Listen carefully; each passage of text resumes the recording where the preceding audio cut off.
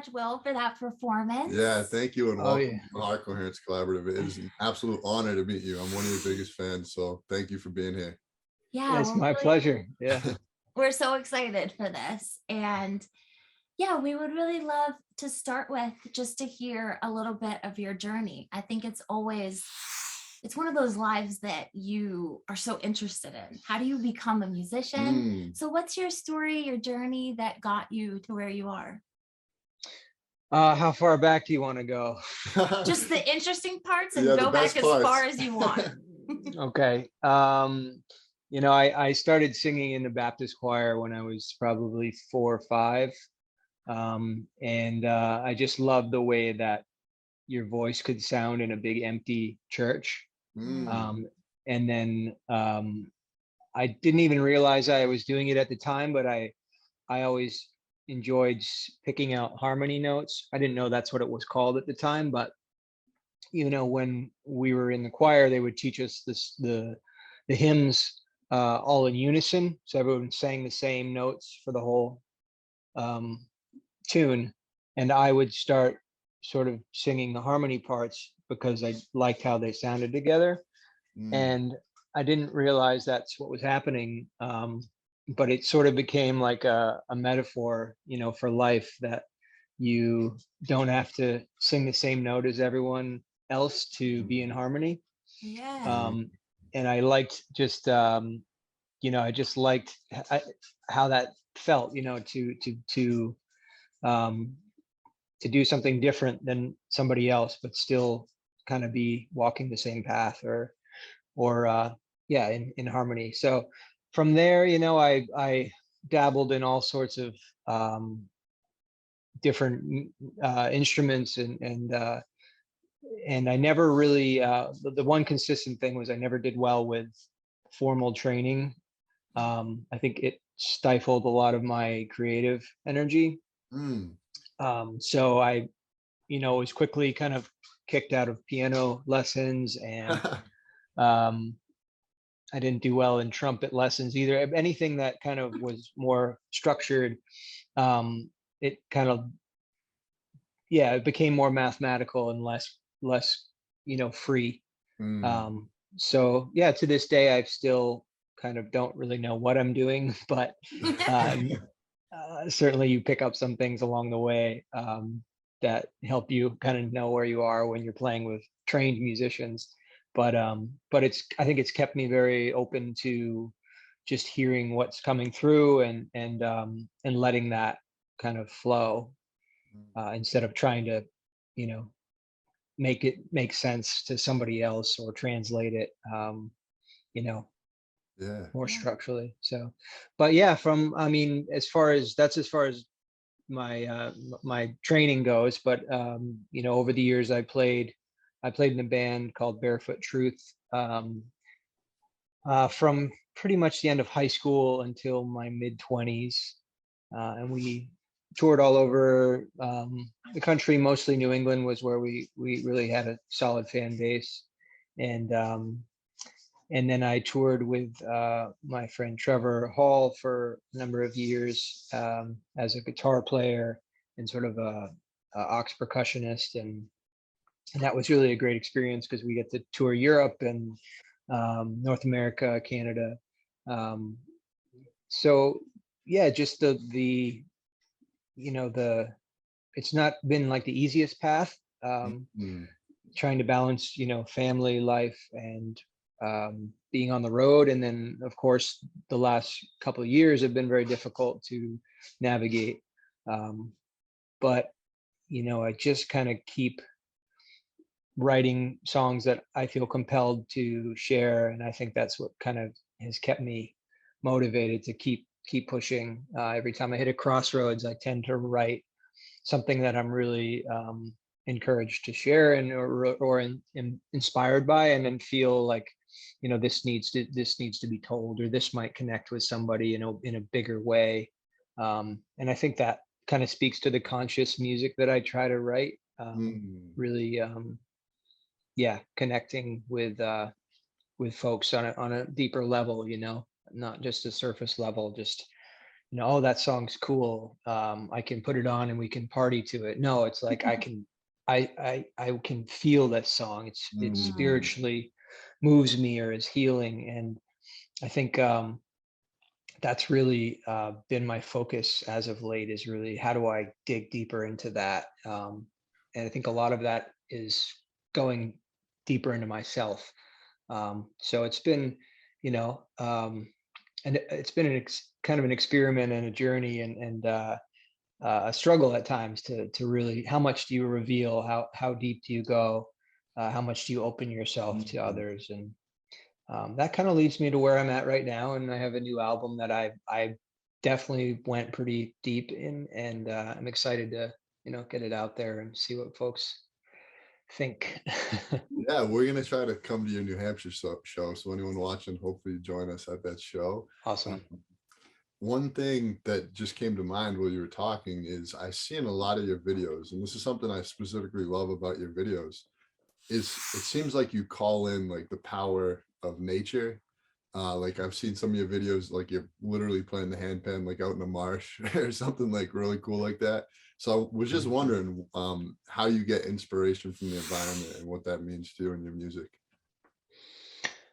Yeah, I mean, I've been a lifelong surfer, and I think to the act of surfing throughout the year in New England is in of itself sort of you have to be either a lunatic or just really really into it, because it'll be 30, the water temp gets down to the mid 30s, Yeah. and I mean, this winter alone we've had a few negative zero surfing sessions, and there's something I don't know, very moving about being in uh like the element of water in itself, and sort of sharing this sort of last waltz with a piece of energy that was formed hundreds or thousands of miles away, and getting to share this dance with that energy as it's sort of expelling its life on a on the beach or on the Mm, rocks, wherever you're surfing.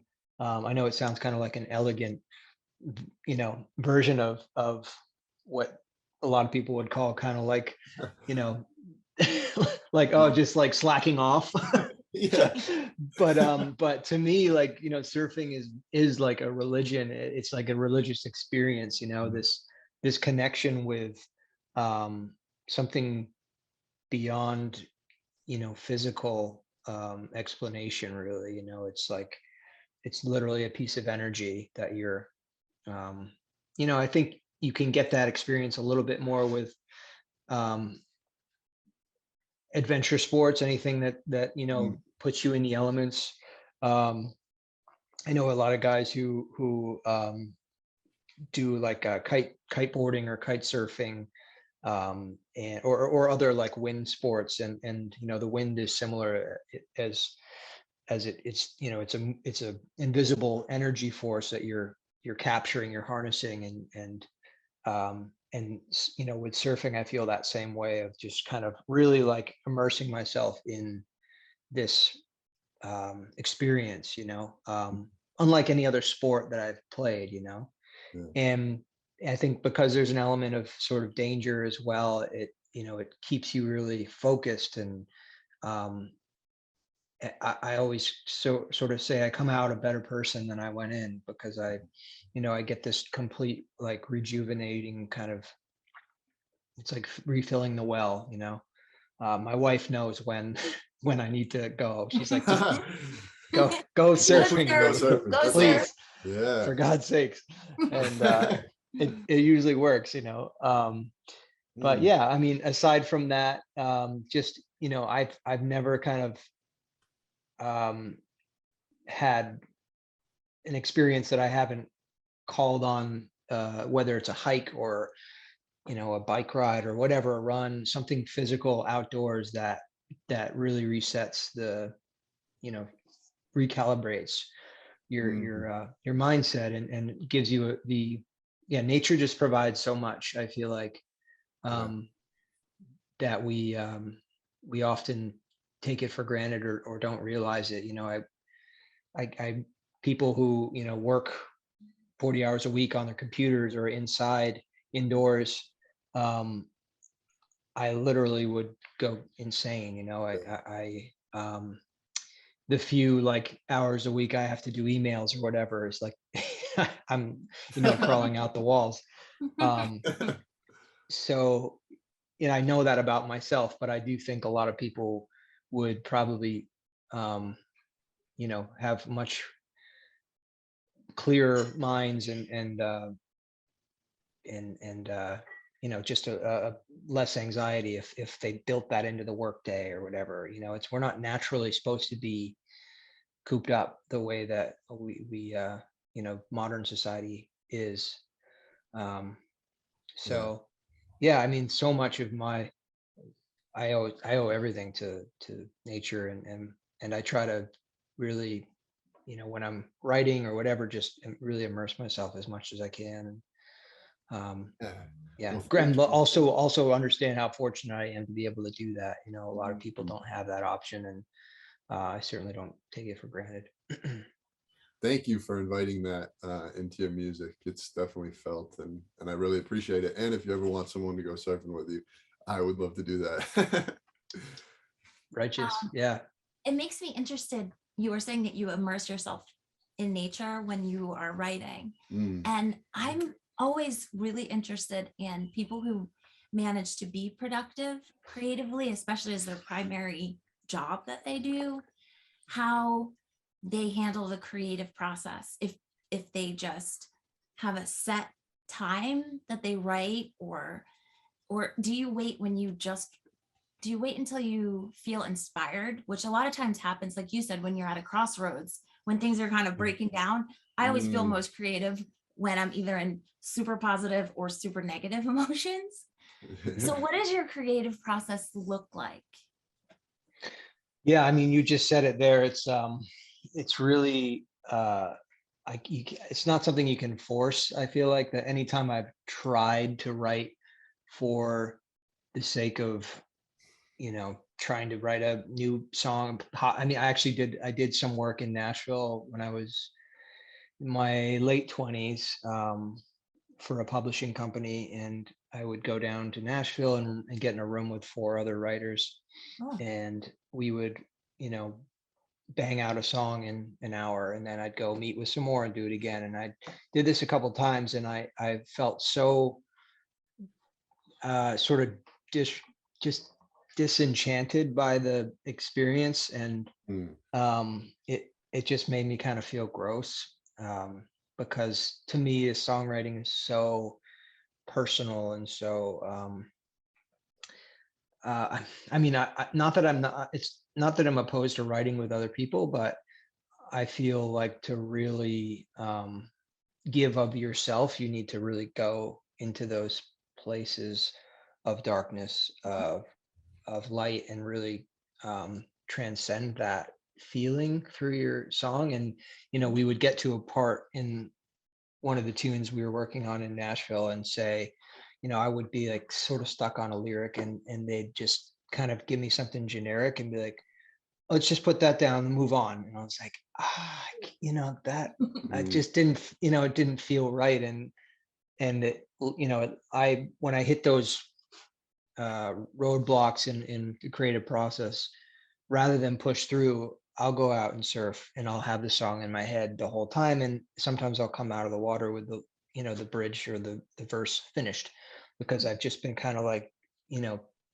playing it in my head and revisiting different ways and letting it kind of flow more naturally. And uh, at times I feel like I'm an insane person, because I can't sleep some nights when I'm mm. really into a song, or I'm in really deep in the process. Like, I'm basically an insomniac. But then, when you push through and you do get those just like nuggets, those gems that you're like, you're just fully satisfied with. um I think it's I think it's worth it, yes. like I hope it is, because yeah, there is a lot of suffering that goes into it. Mm, And I had this conversation with somebody recently on another podcast about, is it necessary to suffer for your art to make great art? Mm. And in my experience, it is. Yeah. Me too.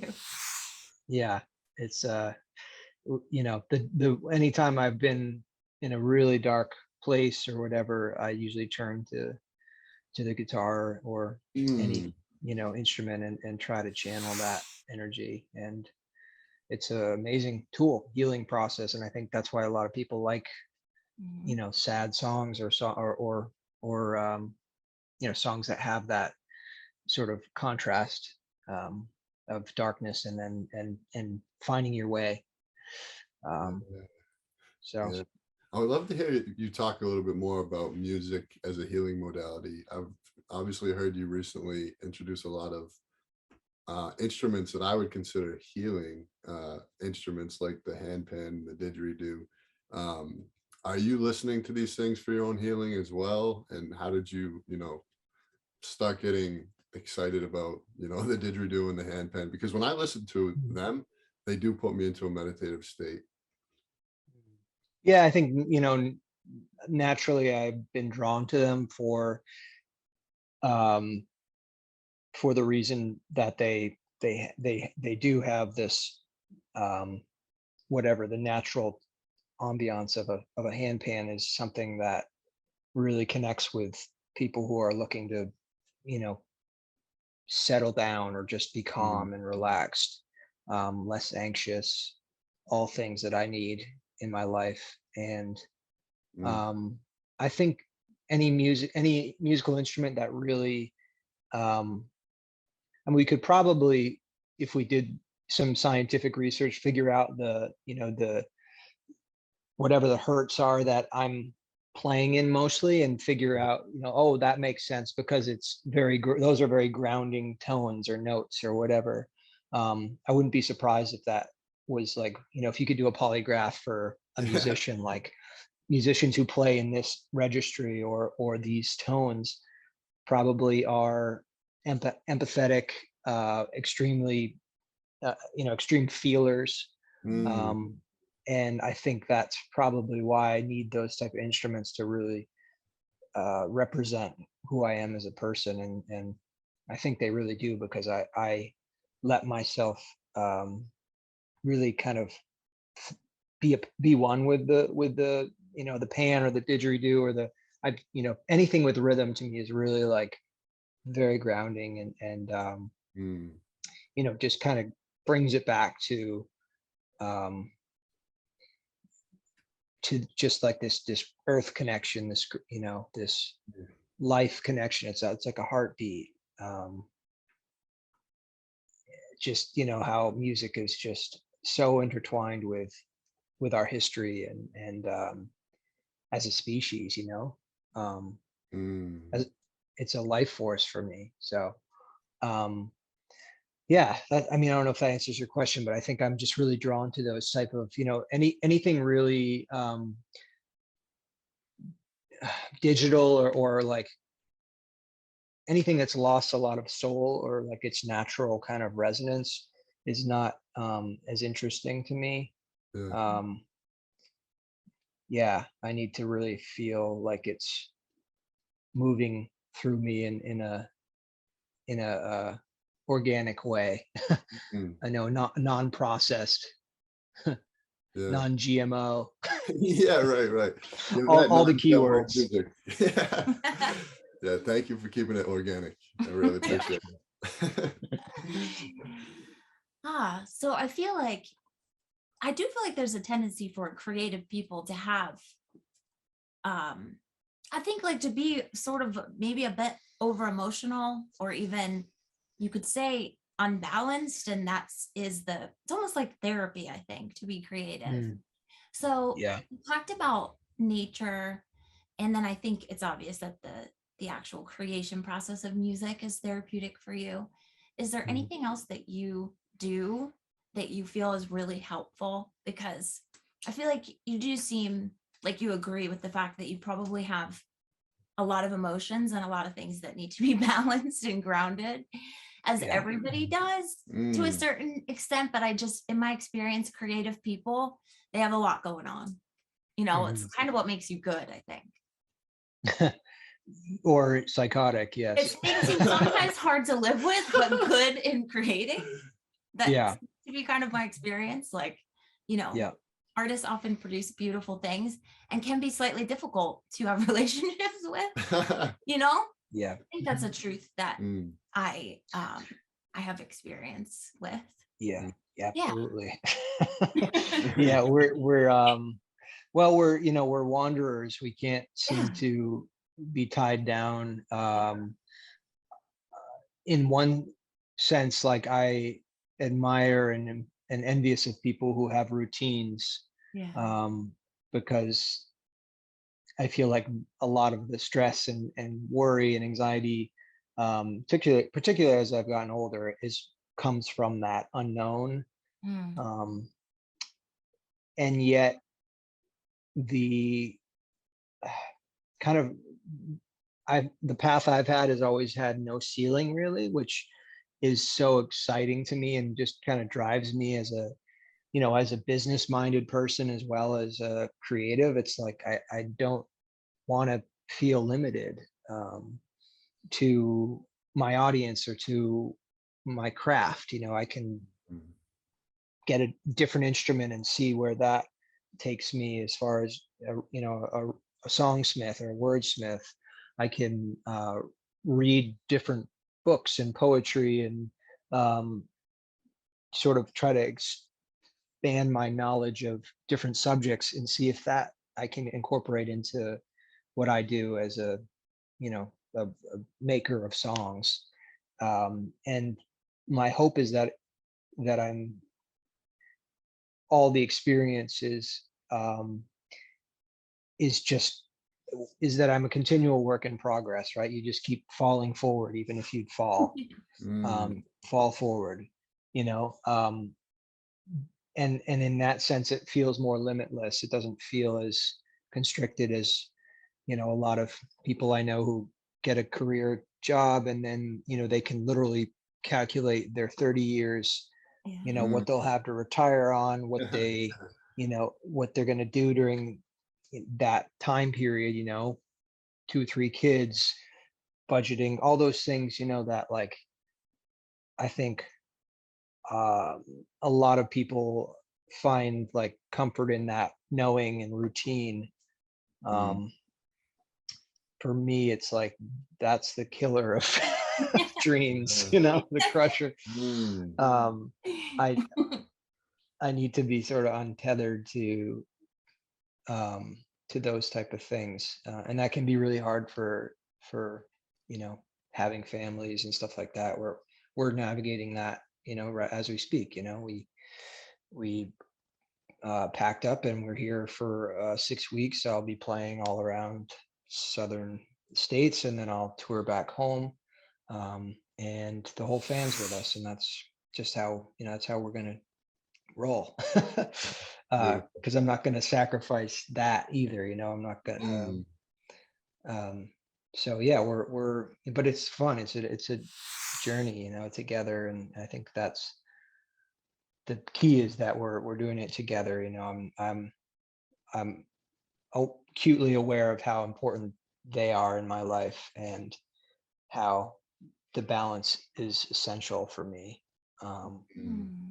Because I've gone the other way too, where I was out on the road for 6 weeks, in a bus and away from family and sort of on somebody else's schedule. And it's, that was another really dark time for me Mm. to not have that balance of family, that grounding, because the road is very, can be very unforgiving and uh, fake at times. You feel like all this great energy from people every night, but it feels like well, you're putting on a show every night. You're not really getting to, you're giving so much energy, and people have expectations of who you are and what they've built you up to be in their heads, and it can feel like a little bit of pressure to not disappoint sometimes. Yeah. Mm. And I think that is okay if you can go home and then get a reboot. And yeah, so I have to kind of keep an eye on how long I'm out for, and Yeah. start when I start to get that feeling of needing the things that really matter to me most, that I'm able to take a break and Mm, get restored. it's a powerful message. Mm. So I did see that you created a community called the Kind Folk Community. Could you just speak a little bit Mm. about the name and what that community means to you? Sure. Yeah, we started live streaming 2020 in the winter. I think actually no, it was late spring. We probably started the live stream, and we would live stream every Thursday night. And we started to have a pretty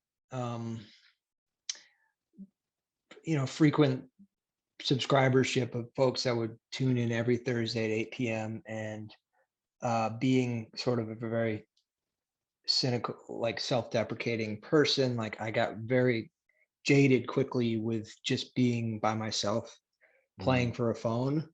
yeah. um and it was hard to just, I don't know, just I could see myself sort of spiraling into like negative territory Mm, mentally. And um and my wife started joining me, and it turned into this sort of tongue-in-cheek funny.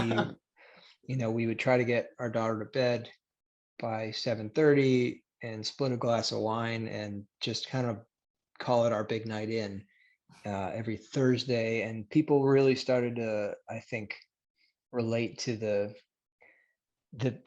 comedy of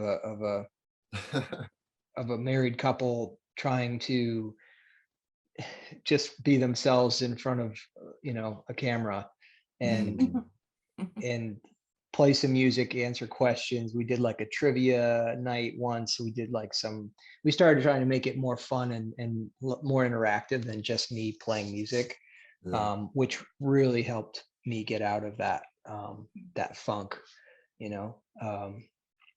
And then it became like this place where people would share their stories and some encouragement, or um, yeah, just some enlightenment of their own that they could pass on. We really tried to cultivate this community of folks that were taking the messages that I was sort of trying to put through my music, and making it more than about me. And so we started calling those people the kind folk, because they really embodied that Mm, compassion first mentality. And we've always sort of struggled with trying to figure out what my style of music was called. If you listen through an album, it's pretty diverse. I'll have some sort of folkier tunes, and then some reggae, and then maybe yeah. some funk, almost like hip hop kind of moments at times. And because I'm so inspired by so many different styles, and you know, kind folk kind of just sums up what it is. It's music based in a hopeful spirit of compassion, and paying it forward, and um, putting the environment first. And um, so yeah, it was really neat to see that grow throughout COVID. And we have over 1,500 members now, and they're like our record label. They're the ones who are you know pounding the pavement for us when we have a new album coming out, we have a new Right. single or video release. um, they are getting it out there. So How could yeah. one join the Kind Folk community? Well, it's just a Facebook group right now, but we're building out a merch line for the kind folk community, with hoodies and uh, stickers and all types of stuff Awesome. that kind of give you membership access or whatever. And then the goal is to eventually have a small festival, Kind Folk Beautiful. Fest, that we open to that communities exclusively, so they really kind of get Ah, uh, to know other members, and then meet up before shows and stuff, and it becomes more of a a community outside of an online platform.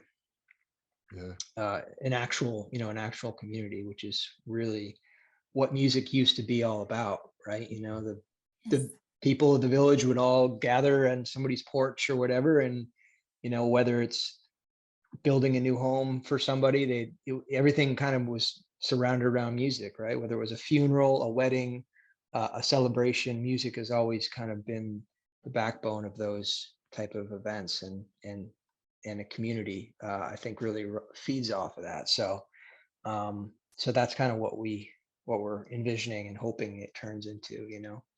Um, Well, I would love to be a member and help you You're get welcome. the word out. A lot of our following's from New England, so definitely we'll spread the word. Great. I appreciate that. Yeah. So are there any other ways that we could support you on your journey right now? How can we get our collaborative to help you out however possible? As we said, feel free to check out the Kind Folk community if it speaks to you.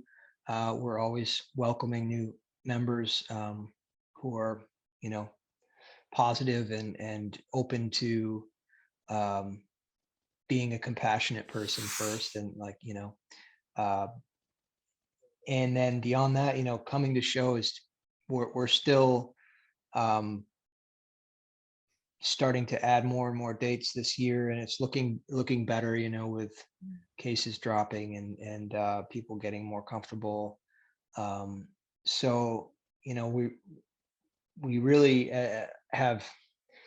we're in a tough position with streaming, where we don't really have any leverage as far as what you can earn from streaming. It's very, very small. I don't know if you're aware about what a stream is, essentially 1/400th of a penny. So you need millions and millions of streams to sort of make back what you put into an album, for example. So while we are always welcoming and encouraging people to stream, because that's where music's at right now, coming to a show is really the best way to support artists you love and who are independent. Buying some merchandise. Yeah, it's been interesting. We've been doing a lot of different type of things in the last couple of years, mainly because the venues were closed, but it's really set up sort of a new path forward for a lot of indie artists are doing, as we are, lots of house concerts, smaller gatherings where people can host and put an event right on themselves. And it's been really cool because you get this just a much different feeling when you're able to enter somebody's home or their backyard or whatever, really meet the hosts and the people that are attending, and everybody walks away with this kind of inspired feeling, rather than kind of going into a club and their feet are sticking to the floor. Yeah. And kind of the classic old school model. It's neat to see that people are feeling empowered that they can help keep art alive by hosting a show at their house and getting 50 of their friends together, or so there's all types of things you can do. But I would say if I'm playing in your area or region, please come out, and that's a great start right there. Awesome. Yeah. Well, thank you so much Thank for you so joining much, us. Will.